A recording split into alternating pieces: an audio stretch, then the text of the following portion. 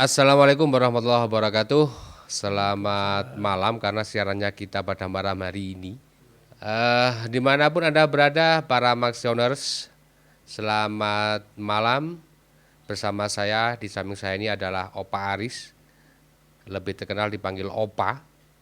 Beliau adalah member dari Bali. Betul ya Opa ya, dari Bali ya? Regional Bali. Regional Bali. Opa, kita akan bercerita atau tepatnya Opa yang akan bercerita tentang Maxio. Perlu diketahui bahwasanya Opa ini adalah pengurus DPP di bagian pengembangan organisasi. Iya benar ya? Betul. Juga dulu pernah menjadi pengurus DPP juga periode sebelumnya. Kemudian menjadi ketua PPU juga ya pada sebelum kemarin ya. Iya, Ketua PPU Maxio Indonesia. Oke. Opa, tahun berapa Opa itu gabung Maxio Opa? Gabungnya 2016. 2016. ID berapa Opa? 0972. 0972. Itu ID dulu dapat untung-untungan apa milih Opa? Ceritanya panjang tuh. Ceritain dong. Sampai pagi kali. Oh, gak apa-apa. Kita jawabannya sampai pagi. Itu di Bali dulu masih kereknya Krishna. Om Krishna. Ya. Ya aku ketemu sama ya rombongannya si Gundul, Mary, Satya. Niat diajakin mau bergabung. Oke, aku mau bergabung. Nah, waktu itu sistemnya tidak sehebat seperti sekarang. Kalau sekarang orang bergabung sebentar aja udah Keluar ID. Kalau dulu enggak, karena kita mesti ngisi form. Zaman itu ya. Terus form itu dikirim, menunggu rilis keluarnya ID. Ketika aku daftar, itu formnya dibawa Krishna kemana-mana. Jadi main lempar-lemparan gitu, sana sini. Sampai akhirnya ngomong sama Om Agung, Gundul, gimana nih?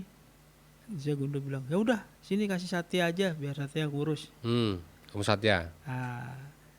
Jadi emang ada kekisruhan sedikit waktu itu sama Krishna kan, jadinya emang jadi diundur sampai 3 bulan lebih gitu. Baru setelah masuk didaftarkan, Satya beres. Kebetulan waktu itu 900 berapa gitu ya. Kayaknya ada nomor yang cantik nih 972 nih. Angka tahun kelahiranku juga kan, jadinya ya udahlah. Nggak tahu itu dibuat-buat atau gimana, tapi intinya ada sedikit itulah. Pokoknya bisa dapat nomor itu dah bagus banget lah, 0972. Nomor hoki ya? QQ itu. QQ. Itu pada waktu masih belum regional Bali ya? Masih. Udah regional ya? Sudah regional. Jadi setelah justru aku taunya Maxio itu setelah dia Bali itu disahkan jadi regional waktu Jawa Timur Jamnas di Bali itu. Jamnas di Bali itu ya. Ya. Itu gabung Maxio setelah menjadi regional berarti ya? Ya, setelah menjadi regional. Apa sih motivasi Opa gabung sama Maxio ini? Motivasinya apa ya? Motivasinya ya kepingin punya banyak teman. Terus banyak saudara di mana-mana. Karena aku berkomunitas nih nggak cuman Maxio aja. Vespa juga ya? Vespa juga. Semua lah, banyak lah, nggak usah diceritain satu-satu, banyak banget. Nah tapi ya konsep Maxio ini tak lihat family banget gitu. Nah ini yang kepingin ditumbuh kembangkan lagi nantinya. Konsep Maxio family ya? Artinya kekeluargaan lah di dalam Maxio. Dalam Maxio sangat-sangat kekeluargaan. Satu musuh kebanyakan, 1000 saudara masih kurang. Begitu ya Pak ya? Ya kita tahulah kalau Vespa itu kan satu Vespa sejuta saudara. Masih kurang juga sejuta. Kasih di Maxio ada member 5.000. Lumayan kan, 1.500.000 saudaranya tambah 5.000 ya. Kekeluargaan konsep seperti apa sih yang Opa rasakan di dalam Maxio ini? Salah satu contoh dimanapun kita berada selama kita member Maxio, semua member yang ada di Indonesia ini welcome sama kita. Itu udah tak rasain, nggak mungkin semua member juga ngerasain lah. Begitu kita ada trouble, ada apa di jalan, serta merta semua member yang di dekat lokasi, bahkan yang di jauh dari lokasi pasti datang untuk menyambangi kita, nanya, gimana sih, kenapa sih, nah, istilahnya. Dan begitu kita jalan sama keluarga kita, ketemu juga pasti ibu-ibunya juga, ladiesnya maksudnya berbaurnya pasti lebih mudah karena melihat ya konsep itu, kekeluargaan itu, persaudaraan. Jadi kekeluargaan itu tidak hanya serta-merta umumnya saja, tapi keluarga secara keseluruhan. Secara keseluruhan. Ya. Itu yang Istri bagus. juga, anak-anak juga ada Maxio Kid ya. Ya, ada Maxio. Ada Maxio Kid ketika anak-anak saling mengenal antara anaknya si A, anaknya si B, Akhirnya kan gitu ya. Nah, itu konsep kekeluargaan. Apa touring sejauh ini paling jauh kemana apa touring? baru ke Jakarta aja Baru sih. ke Jakarta. Jakarta, Purwakarta, Bandung, itu aja. Pas Bandung. Munas. Luar kalau saya mengatakan luar Jawa, udah luar Jawa apa? Udah luar Jawa. Bali, Lombok, ya. Kalimantan belum? Kalimantan waktu itu liburan aku ke Kalimantan, tapi ketemu sebagian aja sih sama ini apa, member Maxio di sana.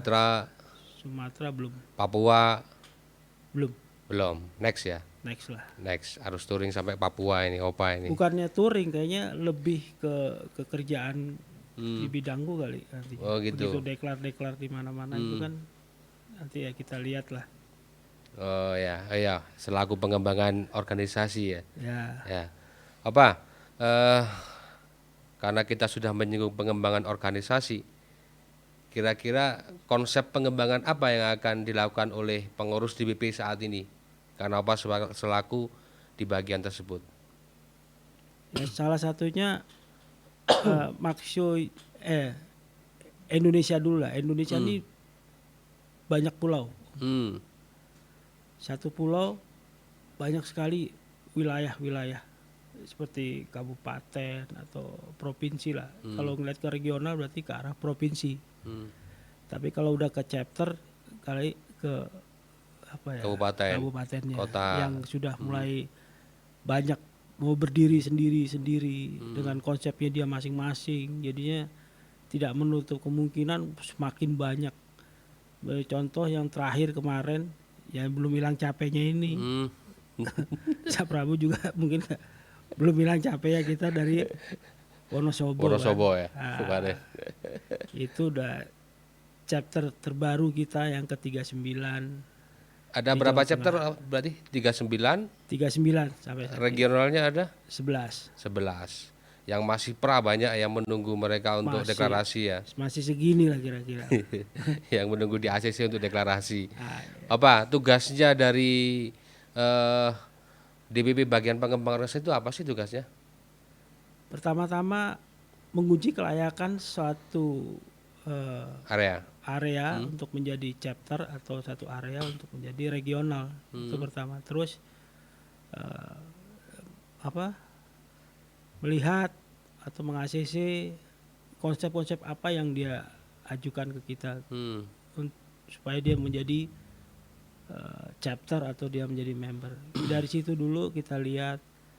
Nanti kita ini kan ada grupnya di DPP. Aku juga harus berkonsultasi dulu sama ketum, sama sekjen, nggak bisa berjalan sendiri. Jadi apapun itu didiskusikan dulu. Kalau keluar dari koridor yang sudah kita buat atau ART yang sudah ada, pasti kita nggak menyetujui. Jadi itulah tahapan demi tahapan ini yang perlu diketahui oleh para calon chapter atau calon member regional untuk mengajukan deklar. Tidak serta-merta main ngomong, besok gue deklar ya, besok aku tak berdiri sendiri atau begitu, nggak bisa. Nggak bisa ya. Nggak bisa. Dari banyak seginya, dari mulai persyaratannya atau dari mulai pemilihan tanggal, karena kita banyak, Indonesia nih banyak 5.000 member tuh ya banyak banget. Iya. Jadi dari mulai tanggal, terusnya konsep apa yang dia dukung, seperti apa, susunan kepengurusannya seperti apa, jumlah member, wilayah perluasannya dia seperti apa yang dia cakupi, semuanya harus dikaji ya. Harus dikaji ulang, nggak langsung. Mungkin ya nggak tahu kalau zaman dulu ya, karena aku bukan di bidangku zaman dulu. Dulu di bidang apa? Humas yang nggak ada kerja katanya. Enggak lah. Makan gaji buta. Humas semua kerja. Maksudnya lain. Kalau dulu kan kayak siapa dulu dia dapat dia gini, itu juga nggak mikir ke depannya ntar gimana chapter itu atau gimana. Sekarang kan benar-benar ditata. Jadi dengan keterbukaannya di zaman pengurusan yang baru sekarang, kita kasih lihat lah. Memang kebanyakan orang mikirnya kita nggak kerja. Padahal asal tahu aja kita itu benar-benar kerja. Mumet ya. Terlalu banyak WA group. Iya Opa. Tadi Opa mengatakan bahwasanya ketika sesuatu pra-chapter ingin menjadi chapter, di samping dia harus memenuhi beberapa persyaratan, misalkan 25 member yang aktif sekian dan sebagainya sesuai dengan ADART yang ada di Baksio ya Pak. Opa harus konsultasi dengan ketum, harus dengan sekjen dan lain sebagainya, mungkin ya dengan yang ada di DBP. Ini menunjukkan bahwasanya kepengurusan pada periode ini kepengurusan secara kolektif, begitu apa ya berarti ya? Ya kira-kira begitulah. Berarti keputusan itu tidak bisa diambil oleh satu orang pengurus. Begitu ya. Tapi harus ada konsultasi gitu ya. Tetap kita bekerja sama dalam satu tim. Jadi maksudnya biar nggak gontok-gontokan lah, biar nggak apa. Rumuskan dulu, kita rumus, oke, baru kita rilis, kita keluarin. Jadi nggak bisa kayak semuanya ketum bilang harus nih gini, nggak bisa. Kalau yang bawahnya nggak setuju, ngomong apa? Jadi benar-benar kita tidak ada sistem hak veto di sini. Jadi kita benar-benar tim bekerja. Memang Tapta ketum dia. Dia mempunyai hak veto atau seperti apalah yang kita bilang itu. Tapi dia bukan one man show untuk menentukan. Bukan satu-satunya orang yang bisa mengambil keputusan. Jadi kita sama-sama bekerja. Dia hanya mengetok palu gitu ya. Oh ya udah oke. Tapi setelah itu saya menentukan layak atau tidak ini. Karena yang survei mungkin saya yang lebih banyak berantem di tingkat bawah ya. Iya, di tingkat bawahnya. Seperti itulah kira-kira. Kalau kita bilang oke, saya juga nanti masukan dari bidang merchandise. Oh udah Pak, ini udah oke ininya. Ini enggak. Kalau saya bilang oke, merchandise-nya enggak oke, desain bajunya enggak oke, saya mau bilang apa? Tahan dulu berarti ya. Ya, tetap dipending. Dipending ya. Kalau semua udah beres, wah oke nih, deal. Aku tinggal ngomong ke sekjen menyampaikan, kita bertiga oke, deal. Bikinkan SK. Oke Opa, gini, kita sudah bercerita tentang pengembangan organisasi. Di antara touring Opa yang paling berkesan atau kehadiran Opa yang paling berkesan ketika ada acara Maksio itu di mana Opa? Wah, kalau bilang berkesan, semua berkesan lah pasti. Semua mempunyai kesan sendiri masing-masing ya. Mempunyai kesan masing-masing. Nggak bisa dibilang satu ini enggak. Semua berkesan. Ada cerita ya. Ketika touring di perjalanan, ya, ketika bertemu dengan mereka teman-teman ya. Apalagi sekarang ya, setelah saya jadi ketua PPU, mungkin lebih banyak orang yang kenal. Ya. Jadi ya mohon maaf member-member yang mungkin ya Prabowo pasti nggak saya juga kan.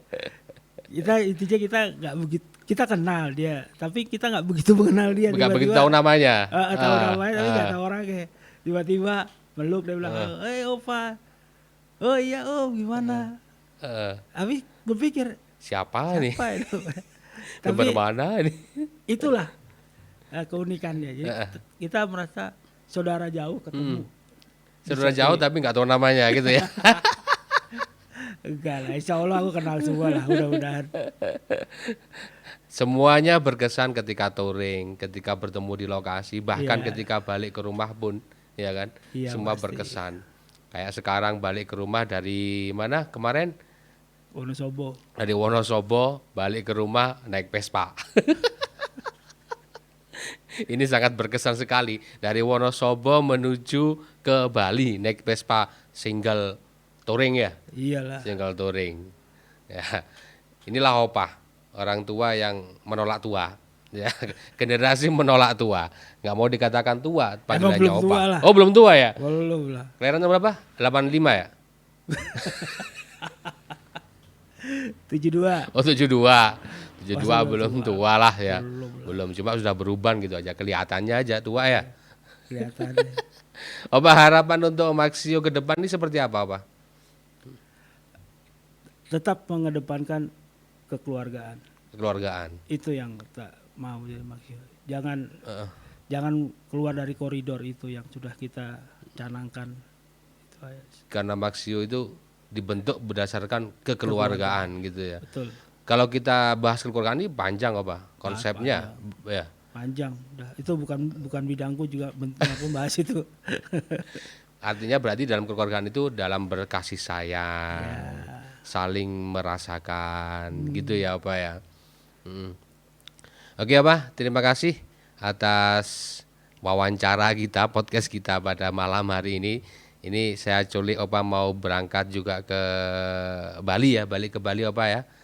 Mohon doanya teman-teman semua agar perjalanan Opa diberikan kelancaran, keselamatan, kesehatan sampai kembali, sampai nyampe di rumah di Bali. Tunggu nanti saya juga akan wawancara dengan pengurus DPP yang lain. Tetap jangan lupa like, share, and subscribe di Maxio Indonesia. Wassalamualaikum warahmatullahi wabarakatuh.